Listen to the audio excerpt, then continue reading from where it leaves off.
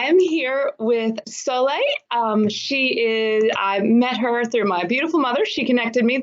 She and my mom met at the Women's March in Washington, D.C. twice, I think you guys met there. And she said that you would be a great person. She lives in New York City. I'm just quickly going to read her bio in the Huffington Post. Soledad Haren is a freelance journalist and photographer, producer of The Green Living Show, and founder of Build a Better Planet. Soledad Heron was born near Cincinnati, Ohio, and spent much of her childhood in Houston, Texas. She spent time living throughout Europe, South America, and Mexico. During college, she worked for a Houston-based corporate law firm. Upon graduating school, she relocated to New York City to study law.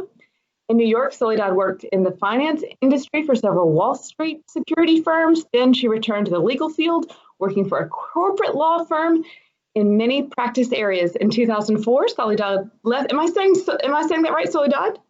Yes. Is that right? Yes. Yes. Okay, cool. Soledad left the legal field entirely to work as a chef in Manhattan and Brooklyn. In the wake of 9/11, she developed a passion for all things green. Initially, her focus on holistic medicine and natural food was to counter the effects of the toxins which so many New Yorkers were exposed after the fall of the World Trade Center towers. However, this passion for natural living became an all-encompassing mission to be shared with others. Soledad founded Build a Better Planet, a non-profit organization promoting sustainability to tell others about the benefits of natural living. In 2011, she began producing the Green Living radio show. The following year, she launched the Paca Verde radio show, Green Living's Spanish language counterpart. In 2014, Build a Better Planet took over management of Third Strike Radio, a progressive online radio station, and launched 3 all-music radio channels, Third Strike Rock, Third Strike Jazz and Funk, and Third Strike in Espanol to promote independent music. Soledad Heron is a freelance journalist and photographer. and you're now working on publishing a series as well, you told me. Yeah, we have a magazine we revived that we started a while ago and then kind of let it fizzle out, but we're bringing it back. Yeah, so you do so many different interesting things, and have lived in many parts of the world. I'd love it, and I don't want to take too much of your time, but if you could talk to me about where you lived before New York City and what brought you to New York. Well, originally I'm from the greater Cincinnati area, and like so many people, we moved down south when the Rust Belt, OPEC crisis hit, and jobs were lost, and all that situation, which it kind of breaks my heart because it seems like the Midwest is still dealing with that. When you look at states like Michigan and parts of Pennsylvania and stuff like that, I'm like, wow, we just don't seem to learn the lesson, I guess. But so my family moved down to Texas, that was kind of home base for a while. Mm-hmm. And then my folks actually worked for oil companies, which is kind of ironic for somebody who's totally into green now. But through that, I kind of grew up as a corporate brat, not an army brat, but a corporate brat, because my parents' jobs would send us everywhere. So yes, I lived in a number of places, and then after I went to college and grad school in Houston. And after that, got into law school in New York. So that's how I ended up here. Right. And you also, I'm guessing that you speak Spanish. I do.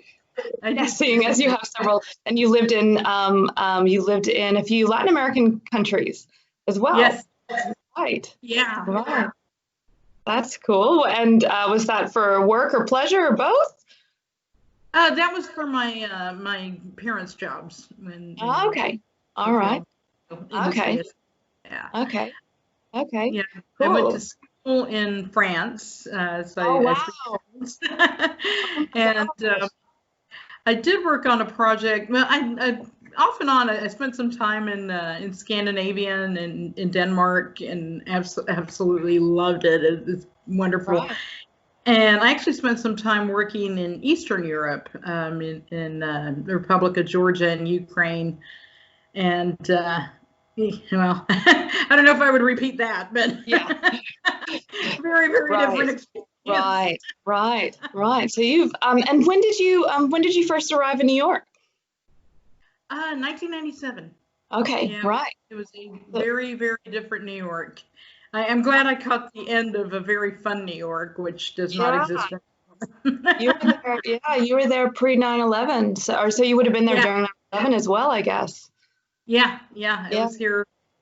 Mm, It's mostly been the real estate developers that have killed New York City. It's okay. certain, including certain people in the White House that have all these buildings that they actually do not own, by the way. That's a misconception, buildings that they do not own, and for the most part are used for money laundering purposes and are sitting empty. A lot of these condo units are sitting empty in a Right. city where there's 50,000 homeless people, which is, a travesty. Yeah. But Yeah. it's Yeah. definitely There's, changed the landscape here. um, um, yeah, I can tell from and also from the bio that I've just read that you're quite passionate about helping change the world in a positive way, and you see injustice, and you've been and a lot of passion there, Sole. So I was wondering if you could talk to me a little bit more, particularly about the current stories that you're publishing in your radio show. What your bio kind of gave us a bit of an insight, but it sounds like you just gradually become more and more passionate about environmental issues. Yeah. That's fantastic. When do you think do you think that there was like a switch or a moment, or was when you were working as a chef that you or yeah, I'm curious about that. Well, what happened was after 9/11, Rudy Giuliani was mayor at the time. Yeah. And it would be a long time before we realized everything that's come out about Rudy Giuliani. But basically, he and Christine Todd Whitman, who was she had been the governor of New Jersey, and George W. Bush made her head of the EPA at the time. And they both came down to Lower Manhattan right away, and I remember them, on television telling everyone, "Oh, the air is perfectly fine," because they were in a rush to reopen the stock exchange. And it's really disturbing to see like the parallels now with coronavirus, Yeah. especially when I found out that actually it was Rudy Giuliani pushing networks like Fox News and pushing politicians to promote, for instance, the use of hydroxychloroquine as a cure for COVID-19. And and again, it's like, okay, first of all, there is no cure for a virus, so stop telling that this is a drug that has not been tested for this purpose. And actually now there's studies that have come out that said you're actually more likely to die taking it for this purpose. But it's really interesting that Giuliani was behind the push to promote this. But I think for the same reasons, right now you hear a lot of politicians and talking heads on networks like Fox telling people, you got to get back out there. We need to open America up and get everybody back to work. This is the same thing I heard in 2001 with 9/11. The push was to get the stock exchange open at that time. And they were telling everybody, the air is fine, go back to work. And I worked for a law firm in Lower Manhattan at the time, and they pushed us to go back to work 3 days later. And actually even getting to work was, because most of the subway stops in Lower Manhattan were closed. So we had to get off at a stop near the Fulton Fish Market, which was several blocks away, and then walk the rest of the way. And it was like walking on ice, because I don't know if you've ever seen the movie Schindler's List, but you would actually see ashes falling down, like in that movie, just ashes falling out of the sky. Everything was coated in a layer of ash. And it was so slippery that it was like walking on ice, walking on these ashes. Oh my God. And here's Giuliani telling everybody, the air is fine, the air is fine. And I'm like, no, the air is not fine. Like it smelled like burning hair. And like that's a smell I will never forget, because it smelled like that for over 6 months. And so I kept telling people the air is not fine. And it's funny, these respirator masks that people are wearing now. Yeah. I wore one of those every single day for like 6 months after 9/11. And at that time, people were laughing at me, like, why are you wearing that? No, the air's fine. Giuliani said the air's fine. I'm like, the air is not fine. Right. You know, I had not thought about that kind of parallel. It's interesting because I know that I have thought that this is going to probably affect New York City in some ways in a similar sense, but I hadn't kind of thought of it from quite that lens. That's interesting. it's really, you realize now what the push is to get the businesses open. That's all they care about. They don't care about, they meaning the people promoting this or pushing for this. They don't care about human life. Yeah. And right now we've even heard Dan Patrick, who's the lieutenant governor of Texas, actually come out and say, hey, old people should be willing to die. I'm like, really? Well, you tell your Nana that, Sorry, Grandpa, you should be willing to die. And I'm like, I'm not dying for Wall Street. Sorry. Yeah. Well, and we were just saying, so we just read that LA is staying closed for another 3 months. And New York has officially said they're staying in lockdown for at least another month. At least another month, yeah. Right. And the thing is, like, it's these big giant shareholders, the people with a lot of money to make or lose, who are pushing people to go back out there. Yeah. Because overwhelmingly, most American people don't want to go out.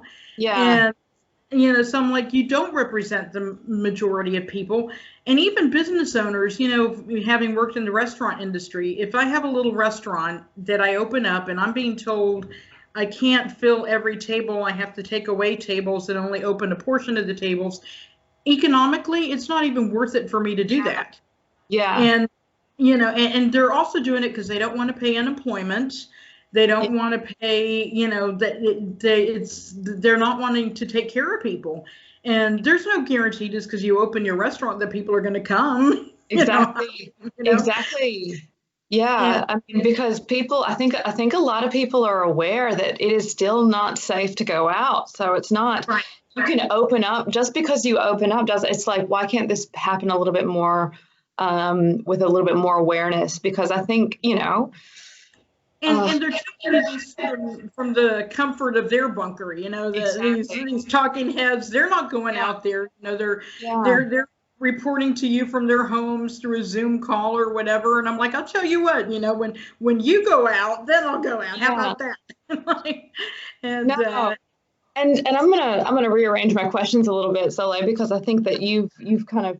So tell me what it's like. So when did lockdown first kind of start happening, and what have you observed just living there? How has it shifted in the past few months?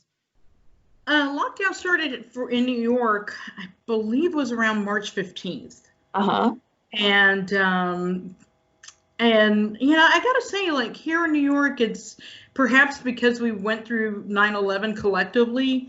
That to me, it's actually been a beautiful experience to see neighbors helping neighbors. And, we have not experienced here the foolishness that I'm seeing, reported from other states, the protests and stuff. Here people are complying. I think people understand it's a life and death situation. I mean, where I am, I'm close to Eastern Parkway in Brooklyn, which is kind of a main thoroughfare. And New York is eerily quiet, just like it was on 9/11. You don't hear anything.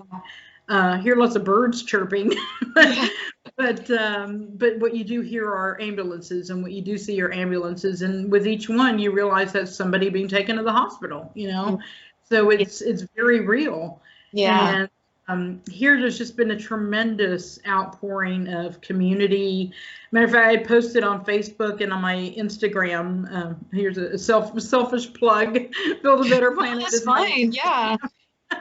But I posted a lot of the pictures that I took. I decided to walk to Trader Joe's grocery store, which is about a 5-mile walk from where I am, mainly because I didn't want to get on public transport. I didn't know how, kind of paranoid a little bit. So I'm like, well, I'll just walk it.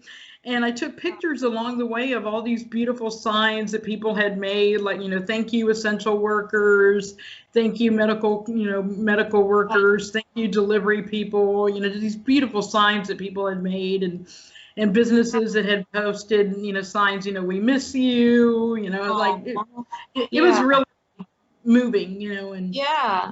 and kind of you realize that some of these smaller businesses, the little mom and pop cafes and stuff, probably won't be coming back. I mean, that's reality. And with the rents in New York, if you're closed for a couple of months, and now if you're closed for 3 months, it's very unlikely that you'll be coming back. So it was tough to see that, but very moving to see community that's helping each other out.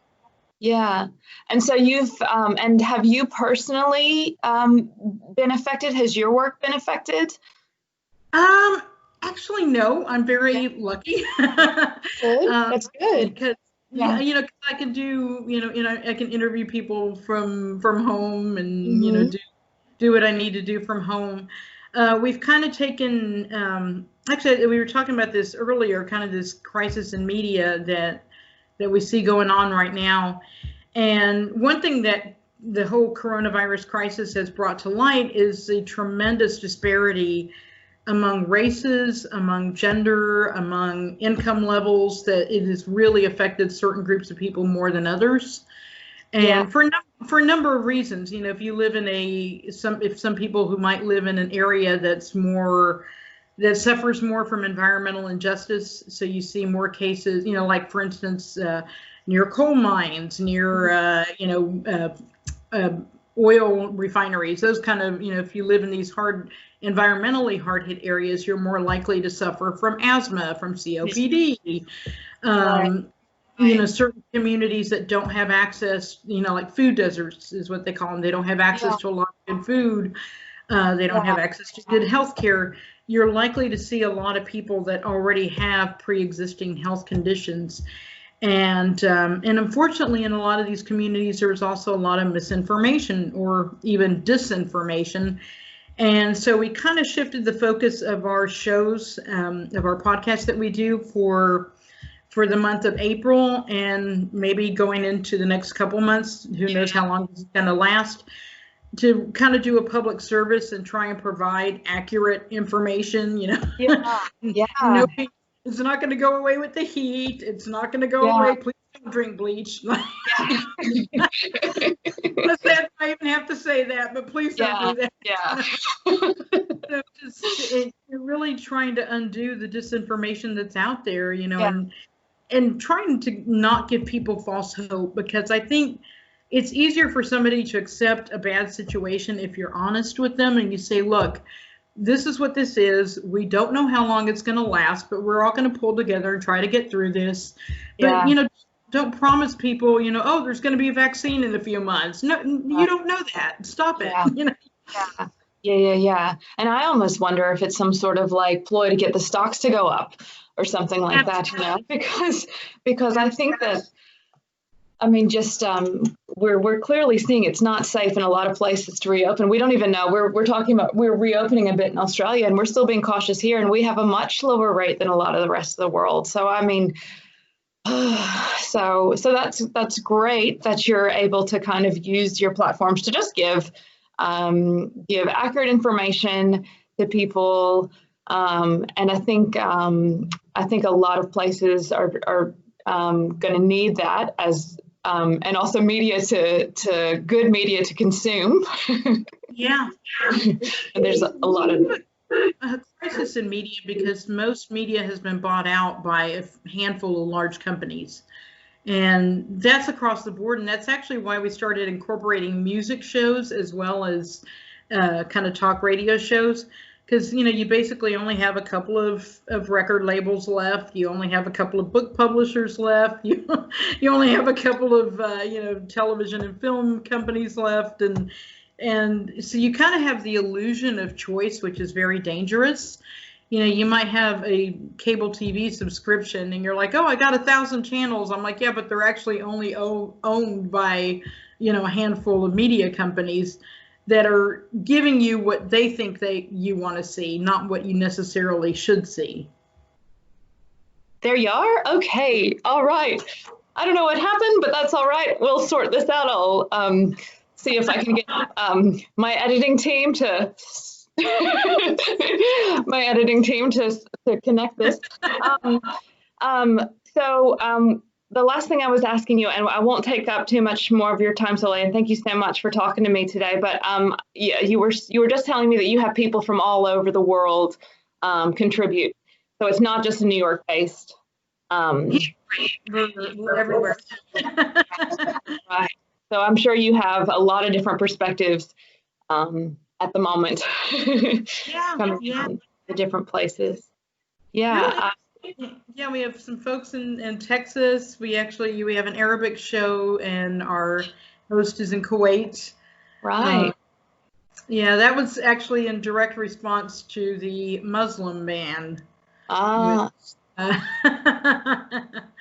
Yeah, I mean, it's funny. A friend of mine had criticized the resistance, and since I did meet your mom at the Women's March, yeah. And his comment was, well, what are these people? They're wearing these buttons that say they're resisting. How are they resisting? And I'm like, well, I've actually been resisting. I don't know about them, but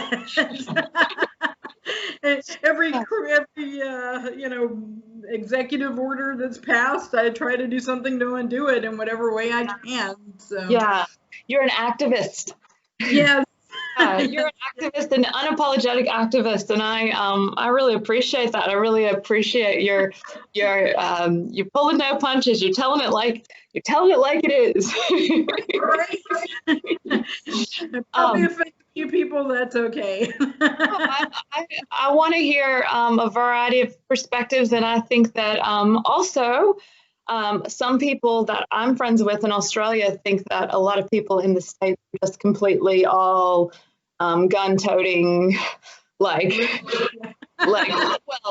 just so it's good to hear your perspective. It's kind of interesting. Canada has more guns than the United States, and yet you never hear about any shootings. Well, not any, but you don't hear about as many shootings as you do as in the United States. What's another interesting thing that has happened is that they had a shooting just recently, and it was the worst shooting that they've had. And then they put some action in place. They put some restrictions in place in a matter of weeks. And I thought that was really interesting. In New Zealand, in Canada. Just now in Canada, in the past, there was a shooting less than a month ago, and they have now put measures in place. And I'm not sure exactly what has happened, but also, the guns issue is a whole nother. And I know that if you were raised in Texas, Texas is particularly. Yeah, it's been a lot having to do with the corruption of our political system, because groups like the NRA that initially were supposed to represent gun owners now really and truly represent gun manufacturers. Right. Because when you actually survey most gun owners, they don't their opinions and beliefs don't mesh with what this organization is promoting. Yeah. And and unfortunately they have a lot of politicians in their pocket, and it's just we've basically become a kleptocracy is what's happened, and it's Well, I appreciate everything that you're doing, and I can't wait to check out more of the your radio show, and also I can't wait to read your books when they come out. Just one last question. So I'm so heartened to hear that you feel that New York has come together for this in a similar way to 9/11. Do you see, and particularly from the environmental aspect, do you see kind of any type of silver lining as we move forward? I really hope so. It's been incredible to me to see pictures of canals running clear in Venice. I've been to Venice many, many times, and they certainly weren't clear back then. And right now, Los Angeles has the cleanest air in the world. Wow. And I was actually in LA for 6 weeks before the coronavirus thing happened. before the coronavirus started, rather. And I remember walking over, the I-10 at any hour of the day or night, even if it was 2 o'clock in the morning, there was traffic. And I'm like, where are these people going? It's 2 a.m. Where are all these people going? And just a sea of traffic. It's insane. And, and now LA has the cleanest air in the world. I'm like, wow, that is, I'm hoping kind of, I don't know if we've seen some glimpses, good and bad. I mean, we Georgia has opened up, and I think it rather foolishly, but immediately you saw people running and getting in line to buy Air Jordans. And I'm like, this is what you're willing to risk your life over, sneakers? And other people's lives. That's the thing. It's not just your life, it's other people's lives. Because those people are going to go home to grandma, or maybe an elderly parent or whatever, or even a younger brother or sister who might have asthma or something. But and also, some folks have been without work for about 8 weeks now, if you've been unemployed for this time, or furloughed, laid off, or whatever. And I know we did get the stimulus check, but I'm like, you can't go waste your stimulus check on fancy sneakers. Like, try saving that to pay for rent, or that's what I use mine for. But on the other hand, I do see people that have really gotten into baking bread. People who used to go out to eat all the time are now like cooking at home. And so maybe I hope people enjoy having the clean air and being able to see a blue sky. And I had a family of squirrels hanging out on my patio. I have a second floor balcony, and there was a raccoon that was watching me watch TV. It was the funniest thing. I'm like, I'm being watched. Oh, it's a raccoon, like in New York City. That's hilarious. People actually enjoy these few moments and realize, dolphins are coming back in places. Maybe this is a time that we need to press the reset button and really think about, if you're able to go all this time without certain things, question whether you even need those things. And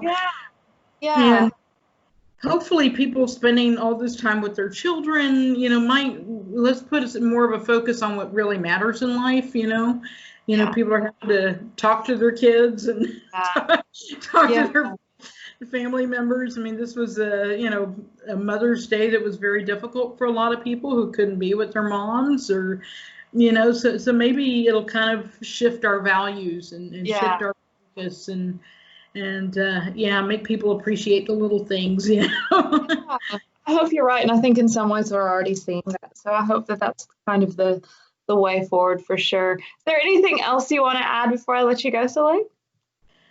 Maybe another selfish plug here. Please do. Yeah. Tell us how we can. And I'll put a link in the Facebook information. But go ahead. Third Strike Radio. So it's the number 3RD, Third Strike Radio. And, like I said, we're going to have a lot of Corona themed shows coming up, but hopefully with some helpful information. And we're Build a Better Planet on Facebook and Instagram and all social media. Okay, great. Thanks for your time today, Sole. I really appreciate it. Thank you. It was a pleasure.